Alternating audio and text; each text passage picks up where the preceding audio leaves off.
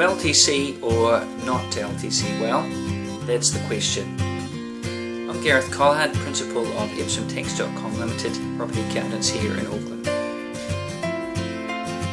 So let's talk firstly about what is an LTC.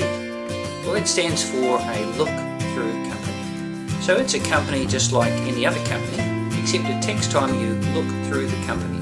In other words, regardless of whether it makes a profit or a loss, those profits or losses are distributed completely out to the shareholders. The company itself pays no tax. Let's give you a scenario. Let's say that Mr. and Mrs. Smith have bought a rental residential investment property. The property runs at a loss and it generates $10,000 worth of losses in the year. So Mr. Smith is the 90% shareholder. That means he'll get $9,000 loss to declare on his tax return. Mrs. Smith is the 10% shareholder, so she'll get the balance $1,000 loss to declare on her tax return.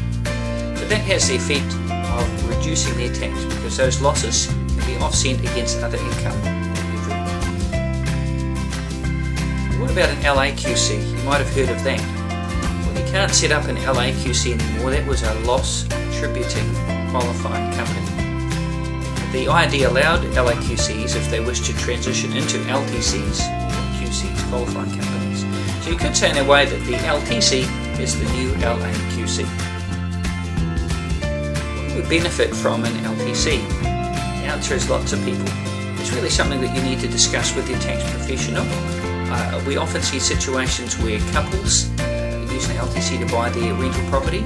Sometimes you'll have two non-related individuals or just a couple of mates that want to buy a property together, or sometimes siblings will use that structure.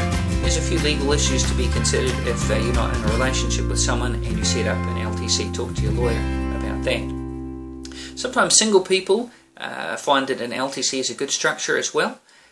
That is, it can give you flexibility, i.e. if your property at the beginning is cash flow negative and later on it becomes cash flow positive, then having the property in an LTC means that you can give shares to a trust and then use a trust later to distribute income as you see fit and according to obviously the limits of the trustee.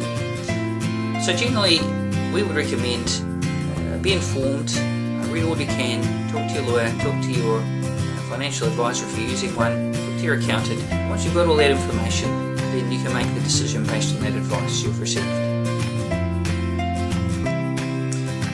What about a partnership versus an LTC?